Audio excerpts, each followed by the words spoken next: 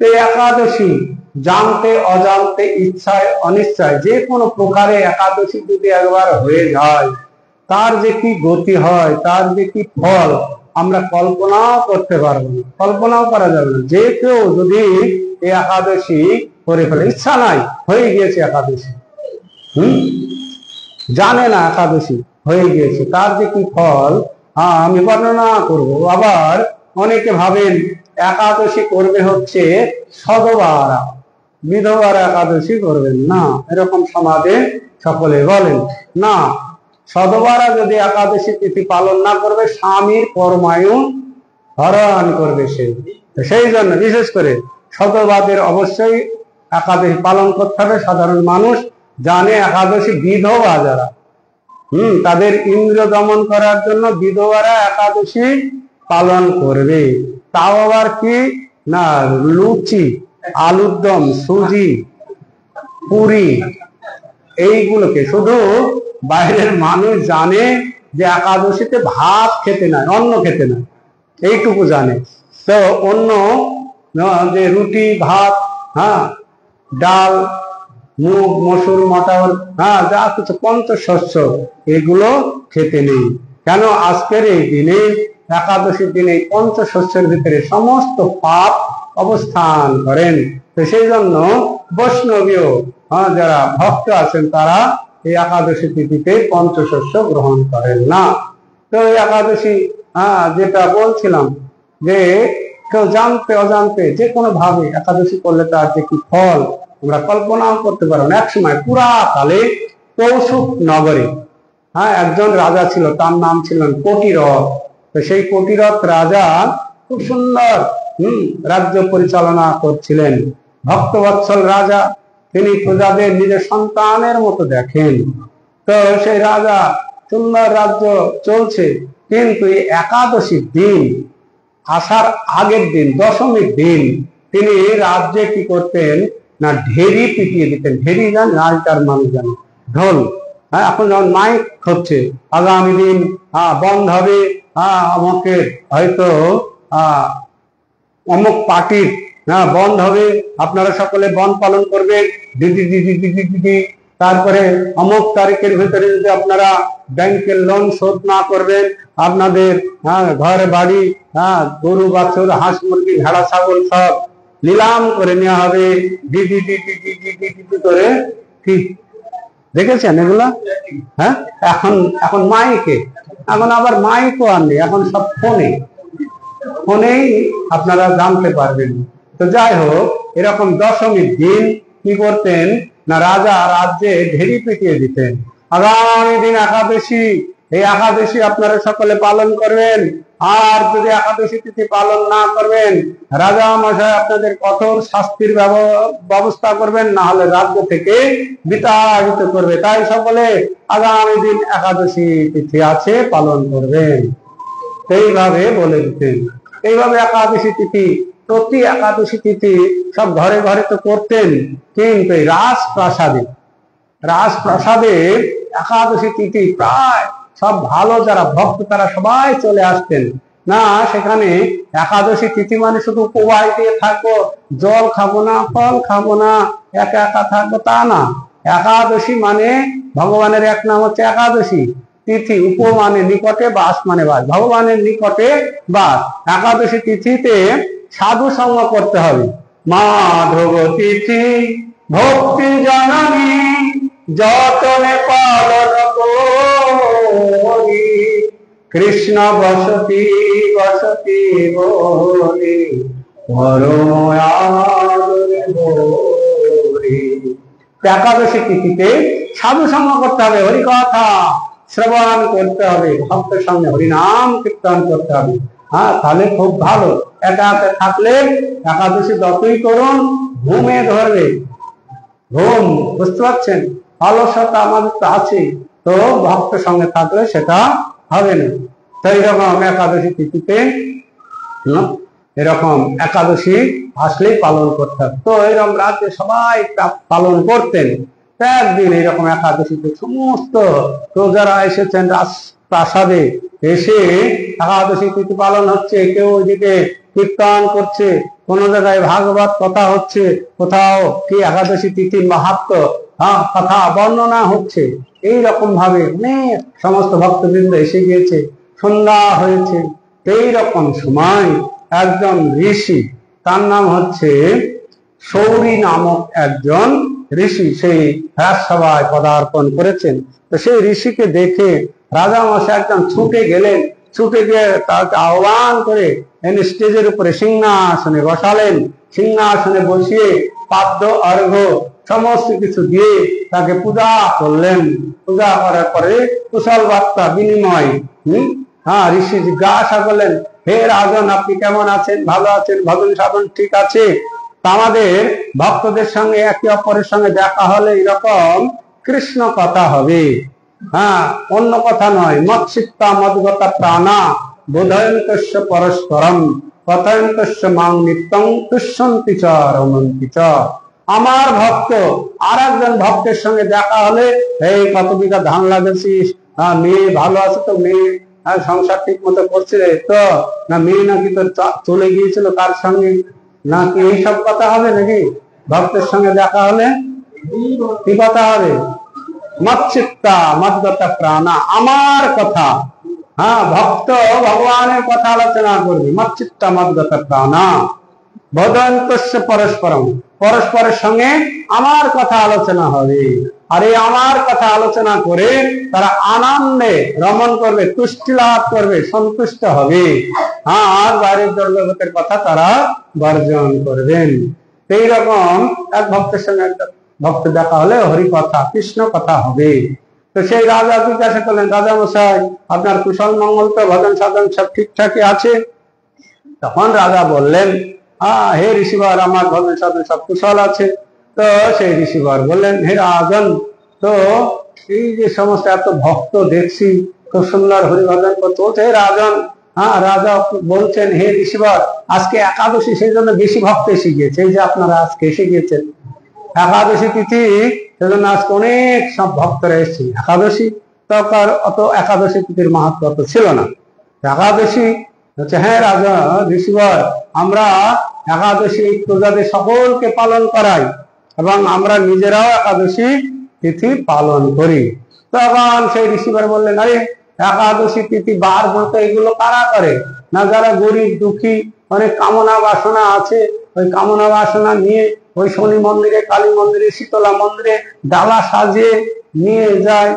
ওই চণ্ডী ব্রত, মঙ্গল ব্রত, কত কিছু ব্রত। কিন্তু আপনার তো কোনো অভাব নাই হে রাজন, আপনি কেন এই একাদশী তিথি ব্রত পালন করছেন? বলছেন, হে ঋষিবর, আমি একাদশী তিথি এই জড়জগৎ ধন সম্পদ লাভের আশায় করছি না। জড়জগতের ধন সম্পদ লাভের আশায় একাদশী তিথি করছি না। আমি ভগবানের সন্তুষ্টি বিধানের জন্য একাদশী তিথি পালন করছি। কেন? আমরা একাদশী হোক আর ভগবানের সেবা, ভগবানের সন্তুষ্টি বিধানের জন্য করতে হবে। নরোত্তম দাস ঠাকুর তাই বললেন, কায় মনে গোবিন্দ সেবা, না পুজিব দেব দেবা, এই ভক্তি পরম কারণ, মহাজনের যেই পথ তাই হও অনুরোধ, পূর্বাপর করিয়া বিচার। তো কায় মনে গোবিন্দ সেবা, না পুজিব দেব দেবা। তো কায় মনে দেব দেবীদের পূজা করার কোনো প্রয়োজন হয় না যদি আমরা কায় মনে ভগবান গোবিন্দের সেবা করব। কারণ গোবিন্দ হচ্ছেন সকলের মূল, মূলে সিঞ্চিলে জল, শাখা পল্লবের বল, ছিঁড়ে বাড়ি কার্য নাহি করে। তো গাছের গোড়ায় জল দিলে আর শাখা প্রশাখায় দেওয়া লাগে না। তখন সেই ঋষিবার বললেন, হে রাজন, সাধারণত এরকম ভাগবত করে যারা গরিব দুঃখ কামনা বাসনা, আপনার কি অভাব? যে আমার অভাব নাই, আমি ভগবান সন্তুষ্টি বিধানের জন্য একাদশী তিথি করি। বলছে, কেন করছেন? বলছে, তাহলে শুনবেন? বলছে, হ্যাঁ বলুন।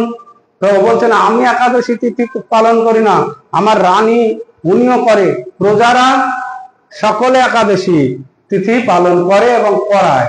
কেন করাচ্ছেন? বলছেন, তাহলে শুনবেন? বলছে, বলুন। বলছে, আমার থেকে আপনার স্ত্রী ভালো জানি। আমার স্ত্রী হচ্ছে জাতিস্বর। জাতিস্বর মানে আগের জন্মের কথা যারা মনে রাখতে পারে তাদেরকে বলা হয় জাতিস্বর। তো আমার স্ত্রীর মুখ থেকে আপনি শুনুন। তো তখন বললেন, স্ত্রীকে বললেন, বলো তুমি। তো তখন তার স্ত্রী বললেন, হে ঋষিবর, তাহলে শুনুন, আমরা একাদশী স্বামী রাজা এবং রানী দুইজনাই একাদশী তিথি পালন করছে এবং প্রজাদের কেন করাচ্ছি তার মাহাত্ম্য শ্রবণ করুন। তখন সেই রানী বললেন, পূর্ব জন্মে আমি এরকম রানীও ছিলাম না, আর উনি রাজাও ছিল না। তো পূর্ব জন্মে আমাদের জীবনটা জঘন্যতম ছিল। আমি ছিলাম একজন ছিদ্রপদা নাম্নী বেশ্যা, আর এই রাজা দেখছেন ও একজন নিত্যদয় নামক শূদ্র ছিল। তো ছোটবেলার থেকেই ডান পিটে চুরি ছেঁচড়ামি, এই ঘরে ঢোকা, এই চুরি করা, এই কিছু সব কিছু এরকম করতে থাকে ছোটবেলা থেকেই। তারপরে ধীরে ধীরে বড়ায়, আরো শয়তানিটা বাড়তেই থাকে। তখন চুরি ডাকাতি শুরু করে হলো। ডাকাতি করতে করতে তখন আরো বাড়ির লোকজন, বাবা মা বোঝায়, বোঝানোর পরে তাও শুনে না, তখন আমার কাছে আসা যাওয়া শুরু হয়ে গেল। তখন বাড়ির লোকজন, মান সম্মানের ব্যাপার, তখন তাকে কি করলো না, তেজ্য পুত্র, তাকে কি করলেন, আগে তেজ্য পুত্র ছিল, আমিও দেখেছি তেজ্য পুত্র, পোষ্যপুত্র। পোষ্যপুত্র মানে অন্যের পুত্রকে নিয়ে এসে পালন করা।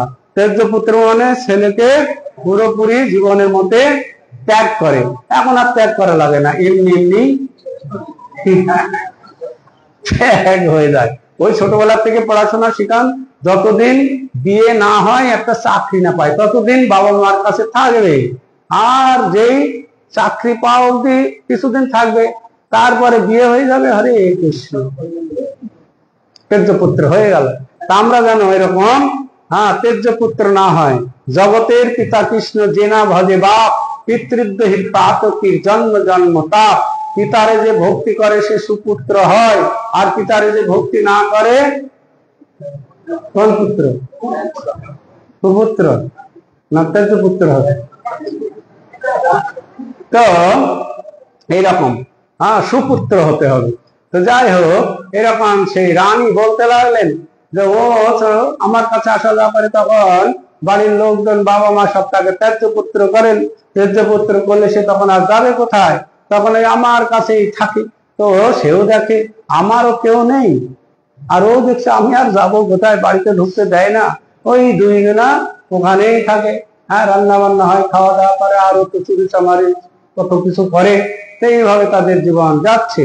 যেতে যেতে যেতে এক সময় হঠাৎ করে একদিন সেই মেয়েটার কি হলো না, জ্বর। সে জ্বর মানে মারাত্মক কালা জ্বর, আগেকার দিনে কালা জ্বর হতো। তো সেই কালা জ্বরে যন্ত্রণা খুব হয়, এমন যন্ত্রণা হচ্ছে, সকালে শুরু হয়েছে। তো ভগবানকে ডাকছি, হে মাধব, আমাকে জ্বর থেকে মুক্ত করো, আমি আর এই জারক যন্ত্রণা সহ্য করতে পারছি না, আমাকে বাঁচাও।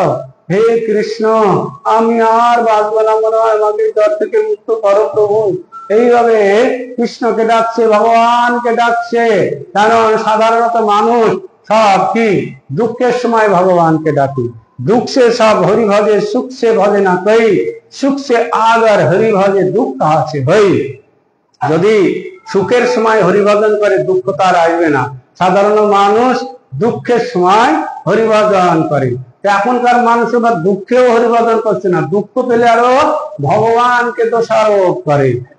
ওই যে ধনী লোক, ওনার 4 তলা বাড়ি আছে, ওনাকে দেখছে আরো 1 তলা বাড়ি দিচ্ছে, দেখো আমি ঝুঁকির ভিতরে বাস করছি, আমাকে দেখতেই পাই না ভগবান। বুঝলে, আমার কর্মফল অনুসারে যে আমি এই জগতে এসেছি আর কর্মফল ভোগ করছি, সেটা আমরা মনে করছি না। আর ভগবানের ভজনা না করার জন্য তাকে তো দুঃখ দিচ্ছে। কৃষ্ণ বলি যেই জীব অনাদি বহির্মুখ, অতএব মায়া তারে দেয় সংসার আদি দুঃখ। কবু স্বর্গে উঠায়, কবু নরকে ডুবায়, দণ্ড জনে রাজা যেন নদীতে চুবায়। সাধু শাস্ত্র কৃপায় যদি কৃষ্ণ উন্মুখ হয়, সেই জীব নিস্তারয়ে মায়া তাহারে ছাড়ায়। মায়া মুগ্ধ জীবের নাই কৃষ্ণ স্মৃতি জ্ঞান, জীবের কৃপায় কৃষ্ণ কইল বেদ আর পুরাণ। সাধু গুরু আত্মরূপে আপনাকে জানান, কৃষ্ণ মোর প্রভুদাতা জীবের হয় জ্ঞান। এইরকম কৃষ্ণকে আমরা যখনই ভুলে যাব, তখনই কি হবে, মায়া আমাদের শাস্তি দিতে থাকবে। তো ওই যে সমস্ত মানুষ বলে ভগবান ওনাকে দেখছে, আমাকে দেখছে না, এইসব কর্ম ফল ভোগ হচ্ছে, সে তো ভগবানের ভজনা করছে না। তো তার জন্য কি মায়া তাকে দুঃখ দিচ্ছে। কৃষ্ণ বলে যে এই যে অনাদি বহির্মুখ, অতএব মায়া তারে দেয় সংসার আদি সুখ দিবে না দুঃখ দেবে? তো দুঃখ দেয়। তো সেই দুঃখটা সে মনে করে যে ভগবান দিচ্ছে, নিজের কর্মের ফলে দুঃখ পাচ্ছি সেটা মেনে নেয় না।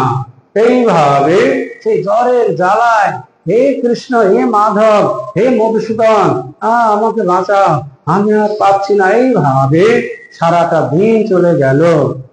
আর রাত্রেও ওই রকম করতে করতে করতে ভোর যখন হয়ে গেল, ভোর বেলায় হরে কৃষ্ণ হয়ে গেল। হরে কৃষ্ণ বুঝতে পারছেন?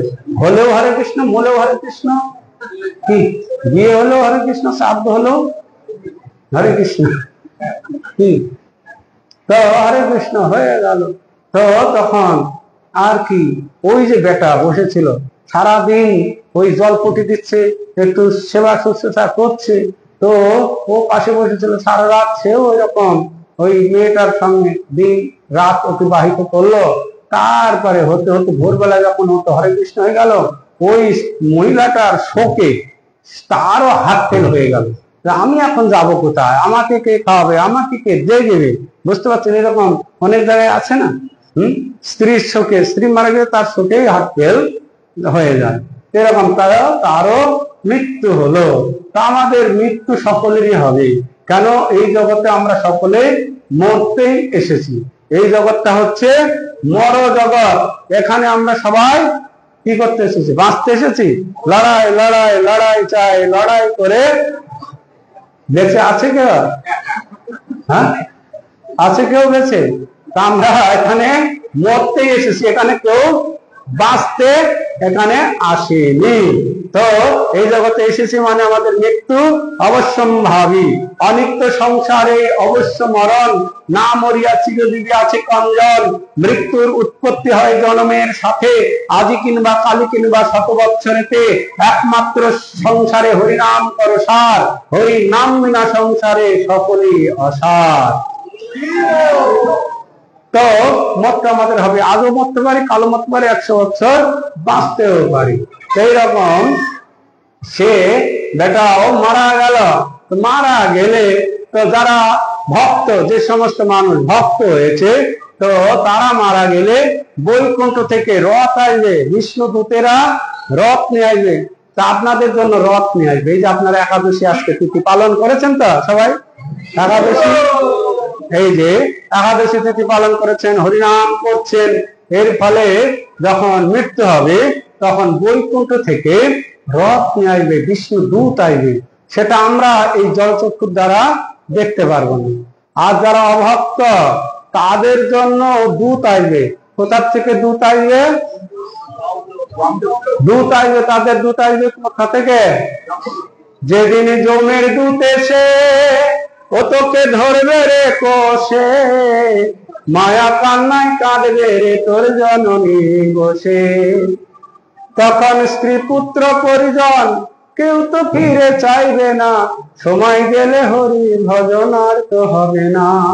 পাছে পাছে মিলিয়ে যাবে, সামনে কেউ তো যাবে না, সময় গেলে হরি ভজন আর তো হবে না।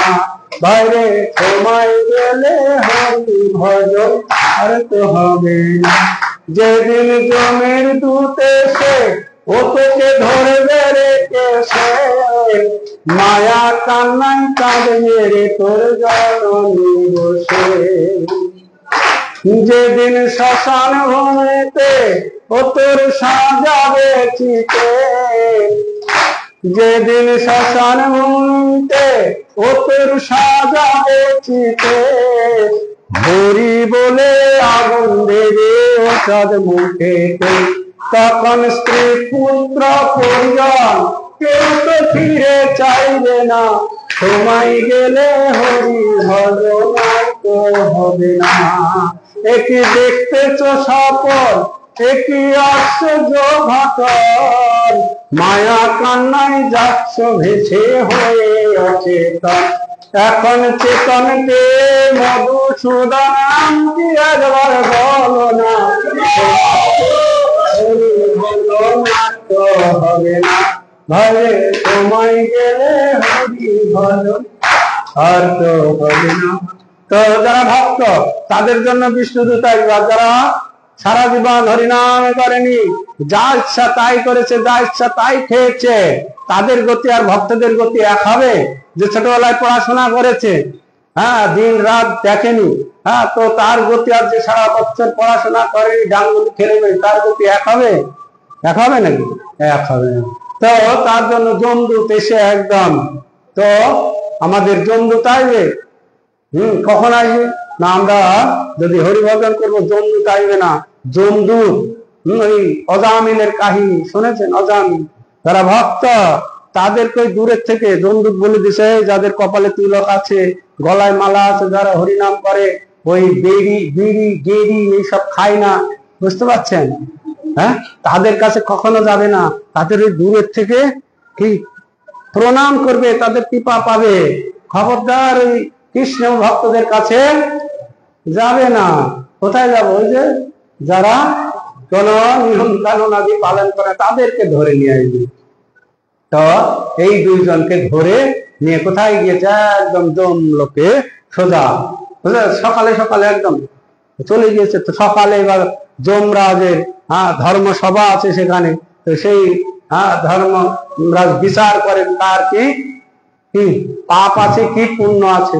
তো ধর্মরাজ এসে দিচ্ছে, তখন যে সমস্ত পার্শ্বদরা আছে বলছে, দেখো, নিয়ে আসো। তারা এসছে, তো বলছেন ধর্মরাজ সকাল সকালে দুজন এসে গেছে, ফার্স্ট ক্যান্ডিডেট এসে গিয়েছে, ভোরবেলায় হরে কৃষ্ণ হয়েছে না, ফার্স্ট কয়েদি, তো নিয়ে আসো তাদেরকে। তো নিয়ে আসলে তো তখন চিত্রগুপ্ত আছে, চিত্রগুপ্তকে বলছে, এই চিত্রগুপ্ত দেখো এদের কি পাপ আর কি পুণ্য আছে। তখন চিত্রগুপ্তর কাছে সব খাতায় লেখা আছে, তুমি যাহা করে গেলে আসিয়া হেতায়, চিত্রগুপ্ত বসি ভরি লিখিছে খাতায়। তার কাছে ফাঁকি ঝুঁকি ঘোষ চলবে না, তার কাছে ফাঁকি ঝুঁকি কিছুই চলবে না। তো চিত্রগুপ্তের কাছে যেমন এখানে আমরা কত হয়তো ঘুষ খেয়েছে, হয়তো 40 কোটি টাকা ধরা পড়েছে, কিন্তু খেয়েছে 100 কোটি টাকা ধরা পড়েছে। মার্ডার করেছে 5টা, কিন্তু সাজা হবে তার একটা, মৃত্যুদণ্ড একটাই। তো কিন্তু ভগবানের বিচারে কিন্তু এইরকম হবে না, ওই 5টা মার্ডার করেছে, 5টা মার্ডারেরই বিচার হবে, 5 জন্ম তাকে নিতে হবে, বোঝা গেল? কিন্তু এই বিচারে, জড়জগতের বিচারে এটা পাবে না। তো এইরকম তো সকালে সকালে ক্যান্ডিডেট চলে আসলো। তো যমদূত বললেন, ধর্মরাজ, চিত্রগুপ্ত দেখো দেখি পাপ আর কি পুণ্য আছে। তখন চিত্রগুপ্ত খাতা খুললেন, খাতা খুলে তো তখন দেখছে কোথাও কোনো পুণ্য কর্ম নেই। তো ধর্মরাজ, এটা তো কোনো পুণ্য নেই, সারা জীবন শুধু পাপই করে গেছে এই দুজন। যারা একটা মানুষকে সারা জীবন পাপই করে, একটু পুণ্য করেনি, দেখো আর একবার, দেখো, ট্রাই করো। তা আবার খুঁজতে বসে দেখছে গত রাতেরটা, তো দেখছে একটু লাল কালির দাগ পড়েছে। ধর্মরাজ, একটু পুণ্য হয়েছে, কি পুণ্য হয়েছে দেখো। তো তখন বলছে ধর্মরাজ, গতকাল এদের দুইজনের কি হয়েছে না, অজান্তে একাদশী হয়ে গিয়েছে। গতকালকে একাদশী তিথি ছিল, আর এই দুইজন সারাদিন কিছু খায়নি, ও তো জ্বরের যাতনায় চিৎকার করছে, ভগবানের নাম করেছে, সারাদিন ভগবানের নাম করেছে, আরো একটা পাশে থেকে ভগবানের নাম শ্রবণ করেছে, তাতে তাদের পাপ সব ধূলিসাৎ হয়ে গেছে। আর সেই দিন যেহেতু গতকাল একাদশী ছিল, সকাল থেকে খাওয়া হয়নি, সারাদিন ভগবানের ওই ব্যক্তিটা নাম করেছে, ভগবানকে দেখেছে, শুনেছে, আর রান্না বান্না হয়নি, তো খাওয়া দাওয়া করবে কোথার থেকে? আর সারাদিন খাওয়াও নেই, একদম নির্জলা একাদশী পালন হয়ে গেছে, সেই জন্য সমস্ত পাপ থেকে মুক্ত হয়ে গেছে। তখন ধর্মরাজ বলছে, তাই এরা একাদশী করেছে, এরা তো সাধারণ ব্যক্তি নয়, তো এদেরকে তাড়াতাড়ি পালন করাও, সকালে পালন হবে। তো সকালে সকালে গিয়েছে, পালন করানোর পরে তখন ধর্মরাজ বললেন, এই দেখো, তোমরা আমাদের এই যমলোকে থাকার যোগ্য নও, তোমরা এখান থেকে বৈকুণ্ঠ লোকে যাও, আমরা রথ করে দিচ্ছি, আমি রথ পেয়ে চলে যাও, তোমরা বৈকুণ্ঠ লোকে গিয়ে বৈকুণ্ঠ সুখ তোমরা ওখানে উপভোগ করো। এইভাবে তখন তাদেরকে বৈকুণ্ঠে পাঠিয়ে দিলেন। তো বৈকুণ্ঠে বহু বছর আছে। এইরকম সময় একদিন ভগবান বিষ্ণু তাদেরকে দেখে বলছে, আরে তোমরা এখানে অবস্থান করছো, ভালোই আনন্দ আছে। বলছে হ্যাঁ প্রভু, আমাদের কোনো চিন্তা নেই, কোনো দুঃখ নাই, আনন্দে আছে। বৈকুণ্ঠে তো বৈকুণ্ঠ সুখ, সেখানে তো এরকম গরম নাই, কারেন্ট তো চলে যাবে না ওখানে। ন তৎ ভাষায়িত সূর্য, ন শশাঙ্ক, ন পাবকা, জগৎ নিবদ্ধন্তে তদ্ধাম পরমং মম। তো ভগবানের ধাম এইরকম সূর্য চন্দ্রের দ্বারা আলোকিত হয় না, এইরকম বায়ু নাই, এরকম ভ্যাবসা গরম নাই, এরকম বর্ষা নাই, এরকম কাদা নাই, বুঝতে পারছেন? ভগবানের ধাম হচ্ছে চিন্ময় ধাম। তো সেইখানে আমাদের যেতে হবে। এখানে ভালো লাগছে, এই গরমের ভিতরে থাকতে এখানে ভালো লাগছে কি? কার কার ভালো লাগছে? অনেকের ভালো লাগবে, অনেকের হ্যাঁ মনে করছে এখানে গরম হলে কি বাড়িতে এসি আছে নাকি? তো এইরকম তো ভগবান বললেন, আরে তোমরা এখানে আছো কি কি পুণ্য করেছো, কি সাধন ভাবে? বলছে প্রভু ওই পুণ্য সাধন ভাবনা আমাদের কিচ্ছু নেই, কি করে ভগবান আমার ধামে চলে আসলে? বলছে আমরা জানি না কিভাবে, কি একাদশী অজান্তে, আমরা জানি না যে একাদশী তিথি, অজান্তে অনিচ্ছায় কিভাবে একাদশী হয়ে গেছে, জমলোকে আমরা চলেই গিয়েছিলাম প্রভু। তো ধর্মরাজ কৃপা করে বললেন তোমাদের একাদশী তিথি পালন হয়ে গেছে, তাই তোমরা সমস্ত পাপ থেকে মুক্ত, এখন বৈকুণ্ঠে চলে যাও। তাই আমরা বৈকুণ্ঠে চলে এসেছি। তো তখন ভগবান বিষ্ণু বলে, তাহলে এই একাদশীর মাহাত্ম্য তোমাদের প্রচার করতে হবে, মর্তলোকে যাও। কিন্তু প্রভু বলছেন কি একাদশী তিথি আমাদের কথা কে শুনবে? গিয়ে বললে যেমন অনেক ভক্তর বাড়িতে ছেলে মেয়েরা আছে, বৌমা আছে, স্বামী স্ত্রী সব আছে, সংসার করছে, স্বামীর কথা স্ত্রী শুনে না, স্ত্রীর কথা স্বামী শুনে না, বৌমা শুনে না, ছেলে শুনে না, আর আমাদের কথা লোক শুনবে একাদশী করবে? হবে না, হবে না প্রভু। এই মর্তলোকের মানুষ ডেঞ্জার, এই মর্তলোকের মানুষ শুনবে না আমাদের কথা। বলছে না শুনবে, তুমি রাজা হবে আর রানী হবে, রাজার কি রানীর কথা, রাজার নির্দেশ অবশ্যই সকলে প্রজারা পালন করবে। তো তুমি রাজা হবে, রানী হবে, তোমরা যাও মর্তলোকে গিয়ে একাদশীর এই মাহাত্ম্য তোমরা প্রচার করো। এইভাবে আমরা সেই বৈকুণ্ঠ থেকে এখন এই মর্তলোকে এসে রাজা রানী হয়েছি, আর সমস্ত প্রজাদের আমরা একাদশী নিজেরা করছি এবং সকলকে পালন করাচ্ছি। একাদশী তিথি পালন করে তারা কি এই দেহ ত্যাগ করে ভগবানের কাছে ফিরে যাচ্ছে। সেই জন্য একাদশী তিথি পালন করে। তখন সেই সৌরী নামক ঋষি খুব খুশি হলেন, খুব ভালো। এইরকম একাদশী তিথি জানতে অজান্তে, ইচ্ছায় অনিচ্ছায় যে কোনো ভাবে হলেই যে কি ফল তার বোঝা গেল। এইরকম এক সময় শিল প্রভুপাদ তখন বর্তমান ছিলেন। শিল প্রভুপাদের একজন সেক্রেটারি ছিল, তার নাম ছিল তামাল কৃষ্ণ গোস্বামী মহারাজ। তামাল কৃষ্ণ, ওনার বাড়ি হচ্ছে জার্মানি না জাপানে। তো তিনি ভক্ত সন্ন্যাসী ছিলেন। তো তিনি প্রভুপাদের সময় ছিলেন, প্রভুপাদের সঙ্গে একবার এই ভারতবর্ষে এসেছিলেন। তো ভারতবর্ষে এসে কলকাতায় ছিলেন। তো কলকাতায় বেশ কয়েক মাস প্রচার করতে করতে ওই তমাল কৃষ্ণ গোস্বামী মহারাজের কি ভিসা শেষ হয়ে গিয়েছে। এখন ভিসা বাড়াতে গেলে সেই জার্মান এম্বাসিটিতে যেতে হবে। তো সেইখানে গিয়েছে দুপুরবেলা, এইরকম রোদের সময়, বুঝলেন, এইরকম রোদের সময় তো গিয়েছে। গিয়ে তো তখন সেই ভিসা এক্সচেঞ্জ করেছে, করে ফিরে আসছে। তো ফিরে আসছে তো মহারাজ আগে আগে যাচ্ছে, আর পেছন থেকে একজন ডাকছে, মহারাজ মহারাজ। মহারাজ পেছনের দিকে তাকিয়ে দিচ্ছে, কাউকে দেখছে না, আবার যাচ্ছে। মহারাজ দাঁড়ান মহারাজ, আবার দেখছে কেউ নাই, কাউকে দেখছে। তারপরে আবার হাঁটছে, তারপরে মহারাজ দাঁড়ান আমি ডাকছি। তো দেখছে, পেছন ফিরে দেখছে যে একজন মৌলবী, দাড়িওয়ালা, কালো পোশাক পরা। তো তখন দাঁড়িয়ে গেলেন তামাল কৃষ্ণ মহারাজ, বলছে আমি ডাকছি মহারাজ। তো বলছেন বলুন কি বলছেন বলুন, তাড়াতাড়ি বলুন, এই রোদের বেশি সময় দাঁড়ানো যাবে না। তো তখন বলছে আচ্ছা বলুন তো আপনার এই সামনে অপরা একাদশী কত তারিখে? সামনের অপরা একাদশী কত তারিখে? তখন বললেন এই তো মে মাসের 23 তারিখে। তো তখন বললেন ঠিক আছে। তখন ওই সে মৌলবী বললেন ঠিক আছে যান। তো মহারাজ এখন যাবে, যারা ভক্ত হয় তারা খুব কৌতুকী ব্যাপার জানতে চায় সবকিছু, বিষয়টা কি। তখন সে মহারাজের কৌতূহল হলো, আচ্ছা আপনি তো মুসলমান, তা আপনি মুসলমান হয়ে একাদশী তিথি পালন, একাদশী তিথি জানতে চাচ্ছেন কেন? যে না, আমরা একাদশী তিথি পালন করি, শুধু আমি করি না, আমার বাড়িতে আমার স্ত্রী করে, ছেলে মেয়ে বৌমা সবাই একাদশী তিথি পালন করে। বলছে কেন, আপনাদের ভিতরে তো একাদশী নাই, কেন আপনি একাদশী তিথি পালন করছেন? বলছে সে তো একটা বড় কাহানি আছে, বড় কাহানি। এই রোদের ভিতরে রাস্তার উপরে হবে না, চলুন তাহলে পার্কে। তখন ওই ভিক্টোরিয়া পার্কে, ঠিক ভিক্টোরিয়া পার্কে গিয়েছেন, ওখানেও দেখুন কতজন হরি কথা বলে, আবার অন্য ওরা সব অন্য কথা বলে, ঠিক অন্যরা অন্য কথা বলে, ভক্তরা হরি কথা বলে। তো দুইজন চেয়ারের উপরে গিয়ে বসলেন একটা ছায়াতে, বসে তখন সেই মৌলবী বলতে লাগলেন, মহারাজ তাহলে শুনুন, আমরা একাদশী তিথি পালন করছি কেন? তো আমার কয়েক বছর আগে আমি একটা বড় অফিসার র্যাঙ্কে চাকরি করতাম, পুলিশের চাকরি করতাম। তো চাকরি করতে তখন আমার খুব সাহস ছিল, আমি সাহসী অফিসার ছিলাম, বড় দারোগা ছিলাম। তো ওইরকম অনেক জায়গায় যখন এই শয়তানদের সাহায্য করতে পারতো না, তখন আমাকে সেখানে পাঠাতো, আমি গিয়ে তাদেরকে ধরতাম, শাস্তি দিতাম।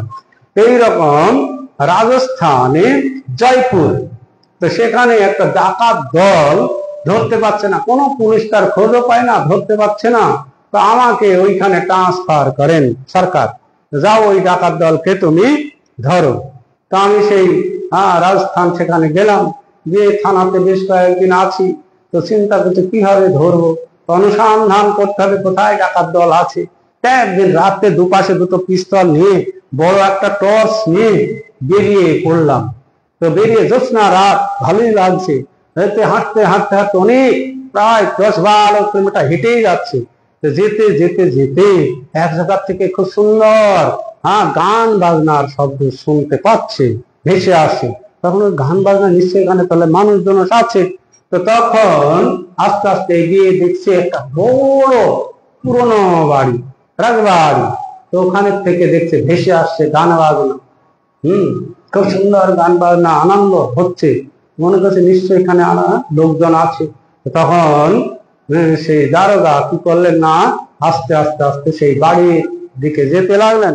যেতে যেতে খুব সুন্দর নাচ গান এত সুন্দর হচ্ছে, তা একদম বাড়ির ভিতরে ঢুকে গেলেন। ঢুকে গিয়ে দেখছে খুব নাচ গান হচ্ছে সবকিছু, কিন্তু দেখছে তো সেগুলো মানুষের মতো আকৃতি না, সব ভূত।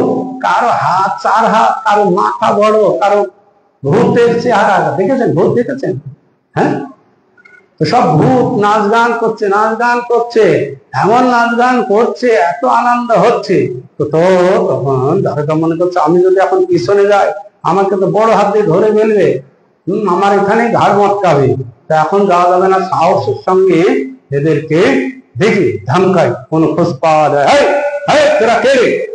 তখন সব নাচ গান বন্ধ হয়ে গেছে। দেখছে দারোগা বাবু আপনি? হ্যাঁ, তোরা নাচ গান করছিস, পারমিশন নিয়েছিস? হ্যাঁ, পারমিশন নিয়েছিস থানা থেকে? না দারোগা বাবু, আমরা পারমিশন নিয়ে আজকে একটা কালী পূজা হুগলিতে পারমিশন নেয়নি জন্য ডিজে না ডিজে সব বন্ধ করে দিয়েছে। বোঝা গেল পারমিশন নিস না দারোগা বাবু। তো কেন নাচ গান করছিস? বলছে বাবু, আমরা থানায় আর কি করে যাবো দিনের বেলায়, আমরা তো সাধারণ মানুষ নয়, আমরা তো ভূত, দেখতেই পাচ্ছেন। তো ভূত তো কিসের জন্য এত আনন্দ তোদের?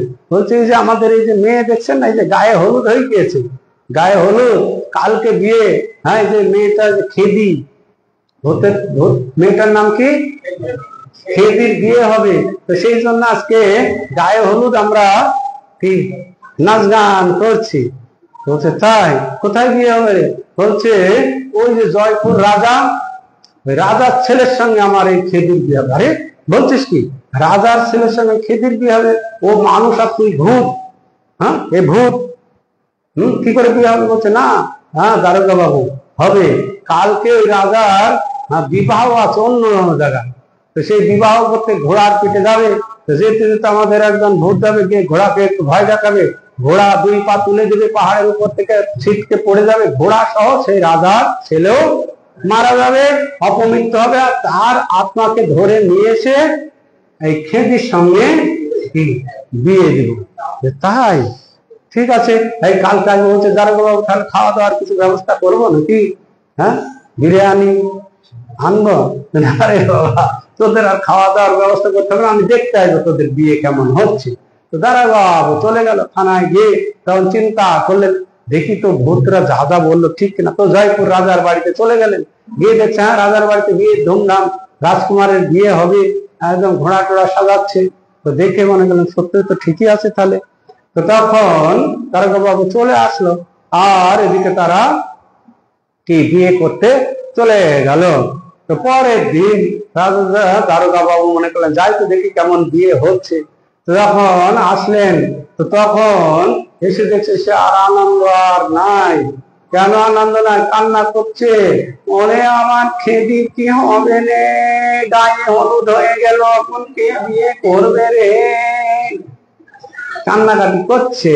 আর দারোগা বাবু, এই তোরা কান্নাকাটি করছিস কেন রে? দারোগা বাবু কি হবে আমার খেদি, কি হবে, গায়ে হলুদ হয়ে গেল, কেন বিয়ে দে? বলছে না দারোগা বাবু বিয়ে হবে না। বলছে কেন? বলছে ওই যে তোদের তো বিয়ের কথা তো সব হয়েই আছে সে। বলছে না দারোগা বাবু হবে না। কেন? ওই জয়পুরের রাজা বিয়ে করতে যাচ্ছিল ঘোড়ার পিঠে করে, তো যেতে যেতে আমাদের একটা ভূত গিয়েছিল, গিয়ে ঘোড়ার সামনে ভেলকি দেখেছে, পাও তুলে দিয়েছে, ছিটকে ঘোড়াও পড়ে গিয়েছে পাহাড় থেকে, বড় পাহাড়ি রাস্তা, আর রাজকুমার পড়ে গিয়েছে, আর রাজকুমার মরেও গিয়েছে। কিন্তু আমার এই ভূতগণকে তাকে আনতে পারলো না। কেন? বলছে বিয়ে করতে যাচ্ছে, বিয়ের দিন উপবাস, আর ওই দিন একাদশী ছিল। তো ওই একাদশী তিথি পালন হয়ে গেছে। তো মরার পরে বৈকুণ্ঠ দূত এসে বৈকুণ্ঠ নিয়ে,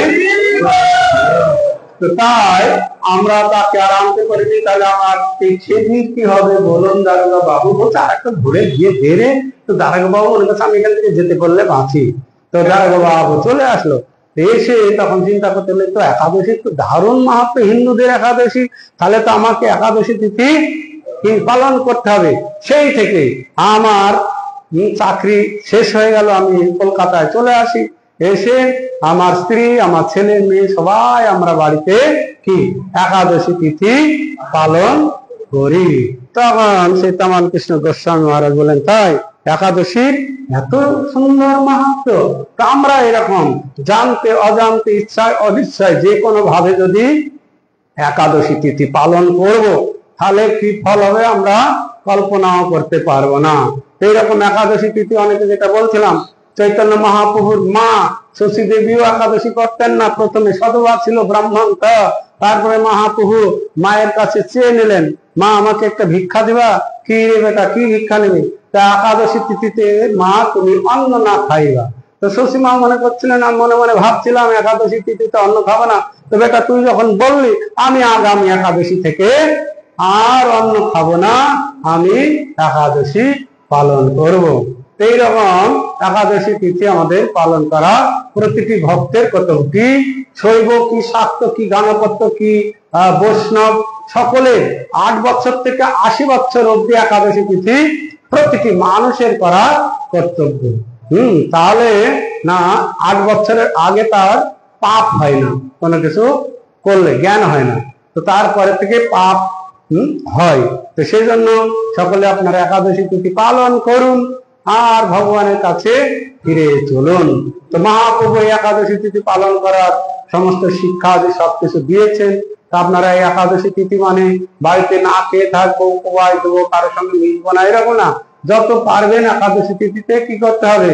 সাধু সঙ্গ করতে হবে, হরিভজন করতে হবে, ভাগবত কথা শ্রবণ করতে হবে। তাহলে একাদশীর ফল আমরা ভালোভাবে প্রাপ্ত হব।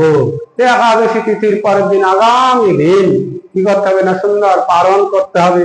পারণ গৃহস্থ ভক্তদের বিশেষ করে কর্তব্য হচ্ছে না অতিথি সেবা করা। একজন অন্ত হলে 10-20 জন হলে তো খুবই ভালো। সকালে অন্তত একজন ভক্তকে ডেকে নিয়ে গিয়েও পারণ করানো। বিশেষ করে যদি সন্ন্যাসী ব্রহ্মচারী মন্দিরে ভক্ত পাওয়া যায় তাহলে তো খুবই ভালো। আমরা এখন মায়াপুরে থাকি, তো কালকের দিন যে কত নিমন্ত্রণ আসবে তার ঠিক না। সব অনেক তো গৃহস্থ পাড়া আছে, তো সব নিমন্ত্রণ করেন। সেই রকম গৃহস্থ ধর্ম হচ্ছে অতিথি সেবা করা।